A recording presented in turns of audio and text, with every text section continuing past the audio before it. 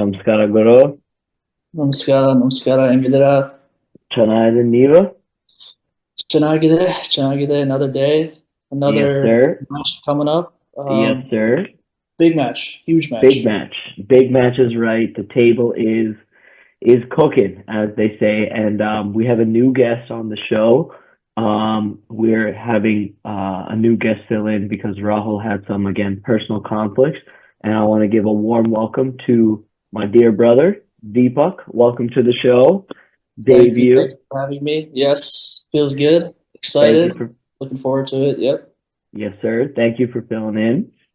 Mhm. And so, brother, let's get right to it. How do you feel right now? What's the vibes in the RCB fan camp? I think the vibes are cool. I would say I don't want to say too high. I don't want to say too low. They're just in that middle phase, but like we talked about, huge match tomorrow, and so a lot of it will be swayed by that. Whether we can obviously break this home streak with all the doom and gloom surrounding the matches at Chinnaswamy, and so that's one of those things where I would say on a scale of 1 to 10, we're at a 5, and then tomorrow will determine if it goes to like an 8 or 9, as opposed to 2 or 3, where it's like, if we win tomorrow, then we're right in the middle of it. We control our own destiny, and then if we lose, it's like, oh, I mean, we can't even beat Rajasthan of all teams at home. Like, then it's like, what are we doing at that point? So it's just, yeah, it's huge match. So steady vibes, I would say. What about you? Well said. I'm somewhere there too. Basically, like the summary is that this is one of the two very pivotal matches coming up. This match and then Sunday's match against Delhi will go a long way, I think, in pretty much dictating how this season goes for us, whether it's something productive or whether it's just another RCB season. So I think mid calm 5 out of 10 vibes is an accurate prediction. But I'm also like antsy because it's such an opportunity to get a good win by a good net run rate margin and go up the table, or at least like keep in contention for the top two, which is the ultimate goal. So 100%. calm but antsy is the best way I would put it. Let's get right into the nitty gritty here. I'm gonna pull up the RCB 11. Okay, so do you see any changes to this 11? I think it's a pretty settled 11. I think that especially after last match, Suyash has settled in very nicely. And God forbid they drop Dev Portugal again. They better not. We talked about that in the last show. And Romario Shepherd took a wicket last match. So I see no changes. What say you? I agree with that too. That combination worked well last match, especially against different circumstances, but a better team, albeit not at Chinnaswamy. But I think overall, Livingston just hasn't done much with the bat, not really much of a factor with the ball. And Romario, not that he's some insane bowler himself, but he did take a wicket, like you said, last match, and it was Shreyas Iyer too, so it was a big one. And so that and what he can provide later in the order, batting wise with his power, with Tim David, I mean, not that it's a huge thing, but I was seeing, they did the unboxing event before the season, and they had a 6 hitting contest with the team. And all I'm saying is that Romario Shepherd hit a 122-meter six, and that was farther than anyone on the team. All the big hitters, Jitesh, Virat, Salt, Livingstone, whoever. It was nobody hit a six further than that. So he just has serious power, and he can get that, 24 off 9 type of cameo, along with Tim David at the end of the innings, if needed. Wait, did As well as- 122 meters? Yeah, He hit yeah. that? Yes. Oh my God! That- I That's the unbox event I watched from afar. I've been guilty of getting too hype over it, and that's like buying into all of the hoopla. I know the highlights, Virat Kohli, Rajat Partida, he's going to be your captain for a long time, blah, blah, blah. But I did not know, I have to be honest, I did not know about the 122-meter six. I've never seen anything close to that. So, hey, that is raw power, if nothing else. So I overall I agree with you that this 11 or 12 now with the impact player looks pretty settled. I again I said this 3 4 matches ago. I just think that in this 11 without Livingston, the one thing that's lacking in the bowling is that we only had 8 overs of dependable spin.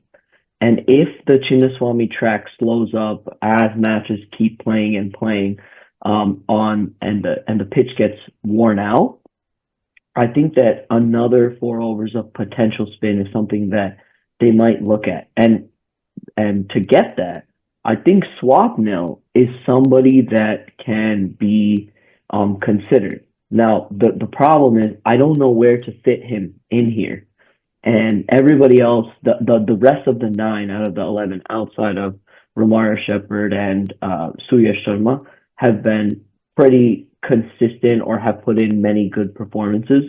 So I don't think Swapnil has a look yet, but depending on the conditions, him for possibly Yash Dayal is something that could come to fruition, but not anywhere in the near future. So actually, before we get to the Rajasthan 11, before we hopped on, I was seeing a stat where it may change over the course of the year, but that there's a major difference between RCB's production with spinners um, at home versus on the road, where it says here RCB spinners have struggled at home, picking up just 1 wicket in 15 overs at an average of 144, economy of 9.6. And on the road, it's been the opposite, claiming 15 wickets at 35.1 with an economy of 8.5. And so I think, and just at least for this match tomorrow, I think having just those 8 overs of spin with Bruno and Suyash, I think will be okay, personally. That is a very, very interesting stat. And, it did feel like the spinners struggled at home big time, but I didn't know it was to that extent. So that definitely makes it seem like we'll definitely stick with the same 12 for the next match. And we'll see how things go with the spinners and the fast bowlers and if Swapnil deserves a look either in the upcoming matches away when the pitch might be more friendly towards spin or future home matches depending on how much the pitch helps spin as it slows up. So let's move on now to Rajasthan's 11 or 12 here. This is the 12 from their last match, and I spelled Vaibhav Suryavanshi's name wrong. This is autocorrect. I apologize for that, but he's in this 12 because Sanju Samson is again missing from injury. So, what are your first impressions of this 12? And be honest. Do you want the real answer or the politically correct answer?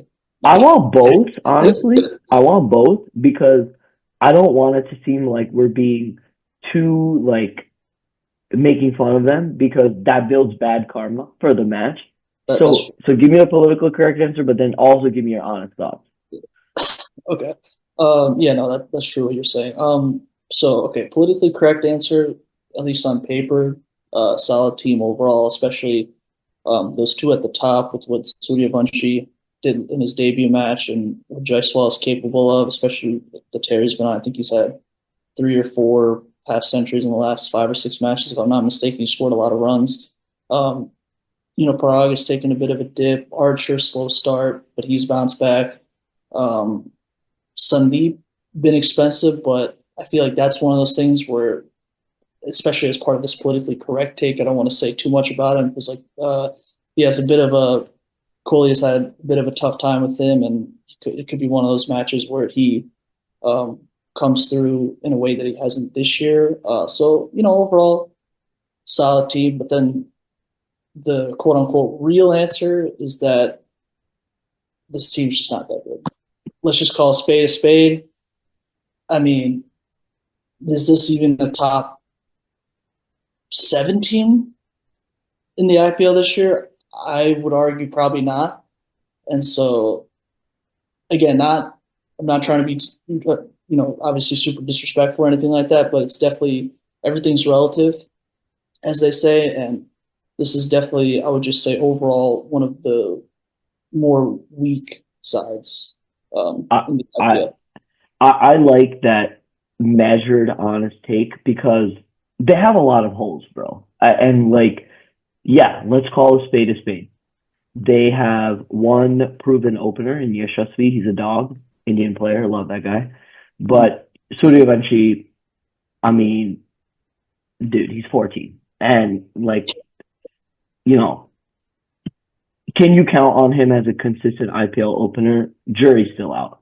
Nitish Rana, some good form, okay. Riyan Parag, very disappointing. If you look at their middle order, Parag, Jarrell, Hetmeyer, Dubé, unproven. When I say unproven, I mean unproven in this IPL. Shimron Hetmeyer has really cooked in the past, but he's had a poor IPL, striking and finishing matches. Dhruv Jurel, not a scary batter, not a bopper. It is what it is. Dubé, unproven, not somebody that I would fear, especially with our death bowling. Riyan Parag, I do fear a little. He has all the talent, but he has underwhelmed this IPL. It is what it is. So when you have that weak of a middle order, what I think happens is that their openers, especially Jaiswal, feels a lot of pressure and he eats a lot of balls up front because he's very worried about getting out and then the collapse happening. Where you're seeing like a lot of the throwback Virat Kohli knocks that used to get criticized a lot 70 off 45, 66 off 48. Those types of knocks where they don't really go a long way in helping the team win. They just go a long way in helping the team not lose.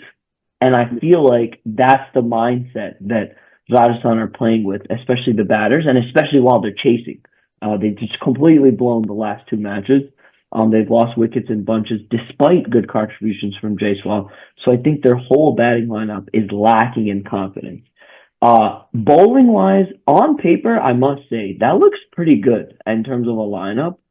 But in reality, which we'll get to in the matchups, it hasn't been the case. It simply has not been the case.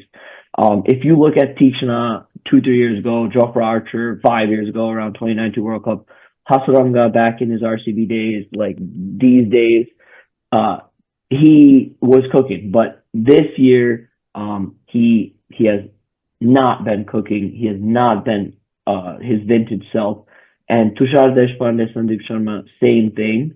Obviously, anything can happen on a given day, but I totally agree that not that good, and we will leave it at that to not tempt fate with karma.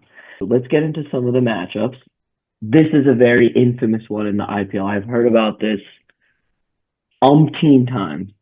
Every time we play a team with Sandeep Sharma in it, the first thing the commentators say is, Sandeep Sharma has a great record against Virat Kohli. He's gotten him out 7 times, and oh my god.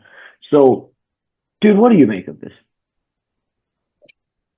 I mean, seven dismissals is quite a bit, but I think it's a little overblown. I think personally, I think it's one of those things where Virat Kohli is just such a huge figure overall, and just has scored 800 gazillion runs in international cricket, IPL cricket, whatever. That any bowler who has good success against him, let alone like dominant level success, is it's going to be overblown. Where I don't think this is like a Mitchell Stark Travis Head thing where it's clear that whenever those two face off, Travis Head, Mitchell Stark is in Travis Head's head. No pun intended. That's not the case here. I think there have been other bowlers who've maybe had the better of Nareen more. I don't know what the numbers are on it, but I always felt like Nareen always gave Kohli a bit of a tough time. Sometimes it's been, or really, Yeah, it was just RCB overall, and people like that. But they've both of these two are seasoned IPL veterans, and because I think, well, it's good for Sandeep. I don't think it's, like I said, it's not a dominant type of owning that Sandeep does versus Kohli. I don't think it's any sort of mental edge. I think you're right, and I think Sandeep Sharma said it himself. There's like a an interview he did a couple of years ago where he was basically like, look, I get all this praise because I have such a great record against the king, Virat Kohli. But if you really look at the dismissals, he himself mentioned that two or three of those dismissals were Kohli coming down the track and absolutely slamming a ball, like middling it straight to a fielder. And it's like, if you if you look at those wickets, they're not really good bowling or I outthought him. They're just him being a great batsman getting unlucky on the day.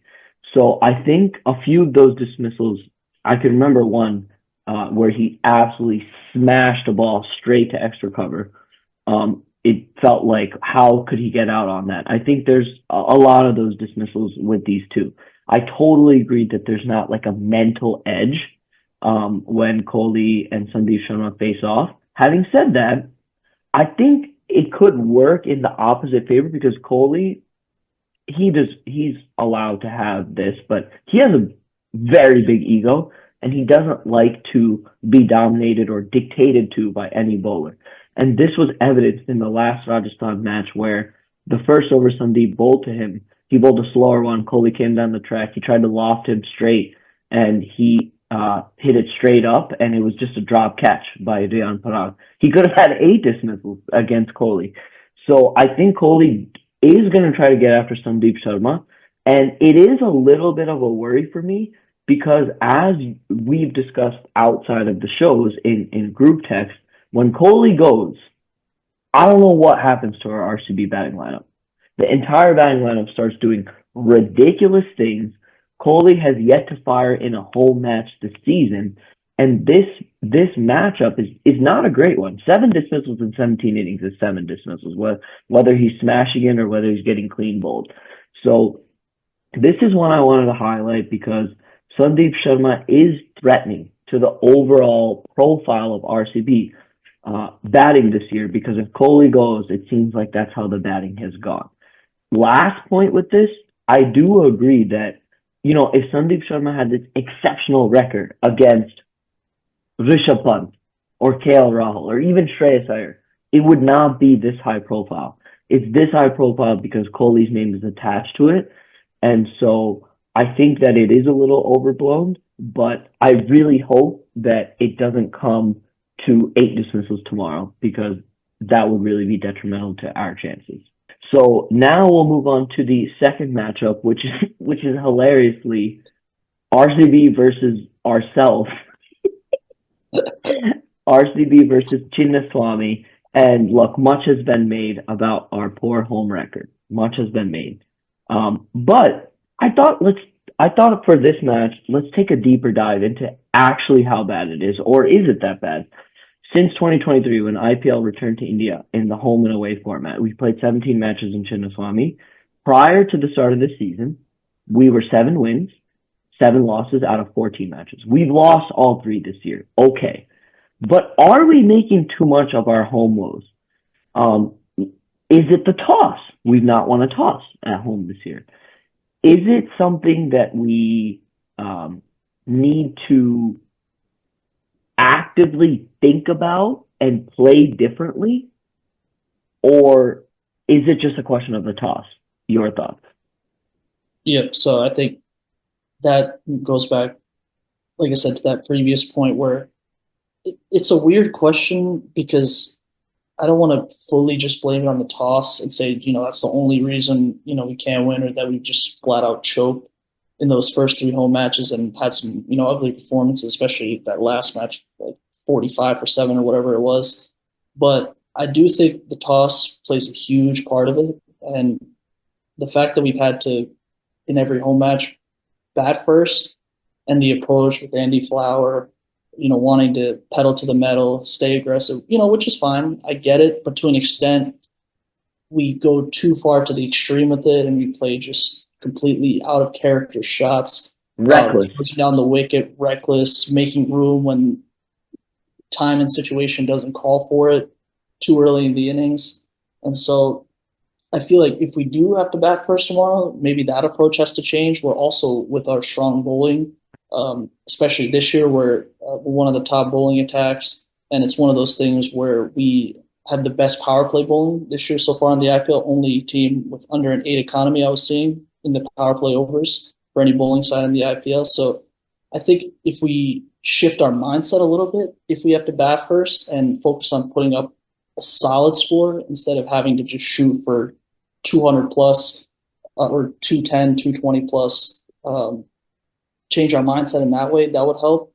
Or if we could just win the toss, and our best wins have been when we're chasing. And if we can chase, I think that would change things. So I think if I had to lean one way or the other, it's that the issues are a bit overblown, but it's the home issues are a little bit overblown, but it's not a black and white type of thing where maybe there is Yeah. some sort of karmic Vastu. coming up on us that we just can't seem to figure out. It's Yeah. just something happens that we can't figure out when we're at home. But I tend to agree that it's more about the toss than it is about extracurricular factors.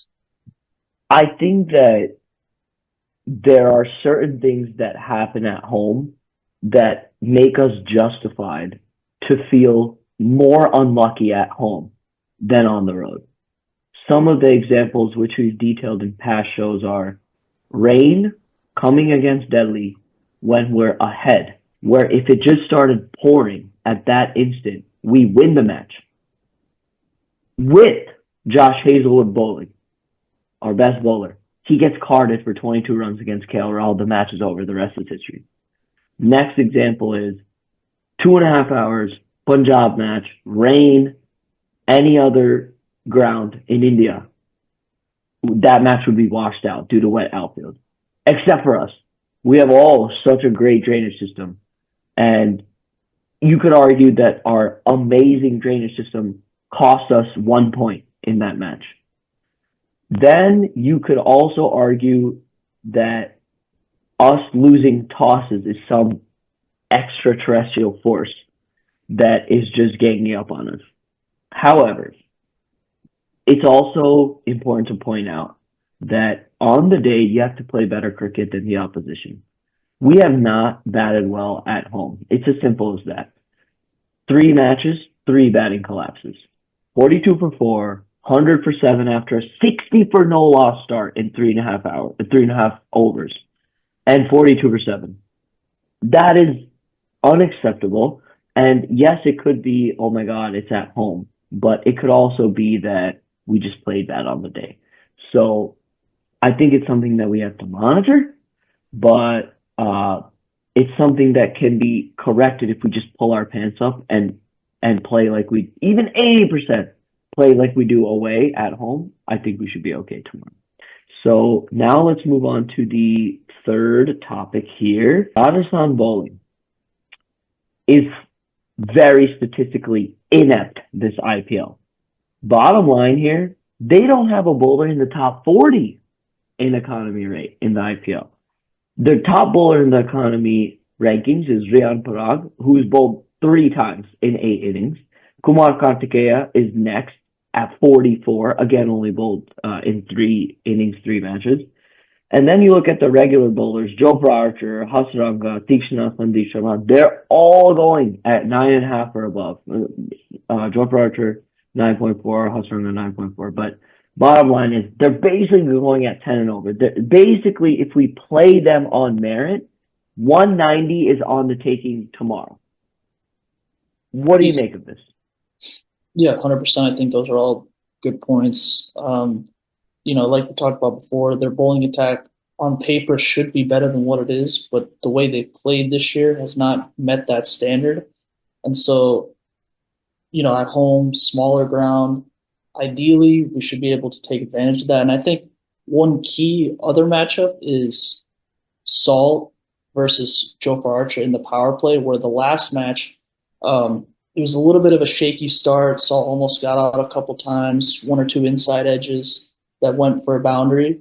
And then that, because he was able to get away with those and stay longer, he was able to capitalize and basically have that match winning 65, I believe it was. And then obviously, Kohli carried it on, but really setting that foundation and just taking advantage of the bowlers past the first couple overs of the power play. And then throughout the rest of the match while he was there, he was just completely destroying the bowlers after that. And so I think it's just a matter of taking calculated risks in the power play and not just having one of those classic collapses. And if we can just survive the power play with even just like 2 wickets. a run rate of, yeah, just 2 wickets max, but even hopefully I would say one would be bad, but still manageable. Two is like, but anything more than that, you don't want to lose any more in the power play. That way you can carry that momentum onto the rest of the innings and then take over when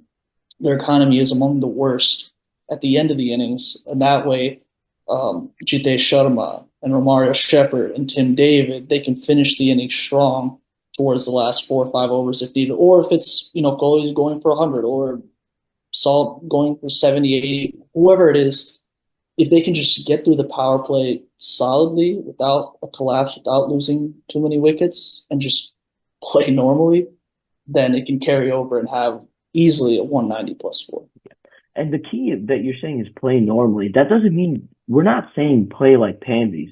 We're still saying be aggressive. We're just saying be aggressive with a controlled or like a smart mindset rather than just leading the stumps and trying to hook balls on a length when the ball is bouncing a lot and just losing cheap wickets. So I totally agree with what you're saying. I'm going to build on that by saying if we lose tomorrow, it cannot be because of batting collapse. This bowling attack can be had. This bowling attack should let our batters, even at home, whatever, with all this voodoo around the air, should let us put up a good total. If we're going to lose, it should be because the bowlers had finally a bad day and not because of our batters. If we have another batting collapse tomorrow with these stats in front of us, it is unacceptable for us to lose that way. And we don't deserve to go far in the playoffs or even make the playoffs if we have a poor batting showing tomorrow. We must put up a good total, lead the rest of the bowlers. Now, with all of that said, prediction time. Let's go. You first. All right. Yeah, so prediction-wise, I'll say I think just going to play it safe. We're going to bat first. We're going to score around 200-ish, maybe a little less, maybe a little bit more, but just somewhere around that range. Let's say 200 for 5. I'll say that. Okay. And then we bowl second. They bat second, and they score about 165. And so I think we win by about 35, 40 runs, take about 7, 8 wickets, if not more, maybe bowl them out. I don't know.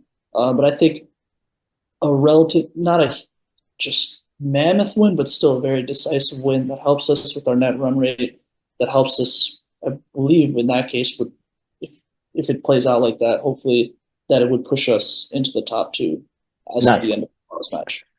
So I really like that prediction because that would be the definition of a quote like boring win, which is exactly what I want tomorrow. That I want like a reset at home, get our mojo at home, no stress type of win. I could totally see that scenario, by the way, with the bowling attack that they have. If 1 or 2 or 3 of our batters get going, I could definitely see close to 200, but not quite, and then a good bowling performance. And what can aid your prediction is how bad they've been chasing the last couple of days. Last couple of games, they've totally blown it. Totally blown matches out of nowhere. So I could definitely see your scenario. I'm gonna predict that we lose the toss again and we start having like this deja vu feeling, like here we go again. When we bat first, we are going to be shaky. We're going to have lose 2 or 3 in the power play, and we're going to have a partnership of unknown heroes, whether that's Ramar Shepherd, Jitesh, Tim David's in good form. He's a known hero, but people down the order below Partida that are going to make very valuable contributions. And that's how we're going to get to a good total rather than the top four doing the heavy lifting. And I also think that Partida with his spin hitting and their 8 overs of guaranteed spin, he can build a partnership with people below him. So I think that we're going to score about 180 because I think that the Chinnaswamy track is overrated in terms of his batting prowess. And I actually think we're going to bowl them out for like 140, 150. I think this Chinnaswamy pitch is more difficult than people are thinking it to be early in the season. And so we agree on the outcome, about a 30-run win. But I think that we're going to feel at points in the batting that, like, dude, what are we doing? And then at the beginning of the bowling innings, like, oh, we lost. But we're going to have like a character building win that way. And we're going to make it more interesting than it needs to be against like a lousy opposition. So Classic. that's all we had for you guys. My brother Deepak, thank you for filling in. You did an amazing job, and get used to him. We'll be having him on as well as a few other guests more regularly going forward. We will see you guys in 24 hours for a post match. Go RCB, and here's to hoping we get to 6 wins, 3 losses, and number 2 in the table with a sizable net run rate win. Namaskara, Guru. Namaskara. Thank you, Dhanyawada Guru, for having me. It was great. It was a lot of fun. Go RCB. Need a win. Must win. Yes, sir. Yes, sir. Well said. And time run rate. Yep, absolutely. These guys. Peace.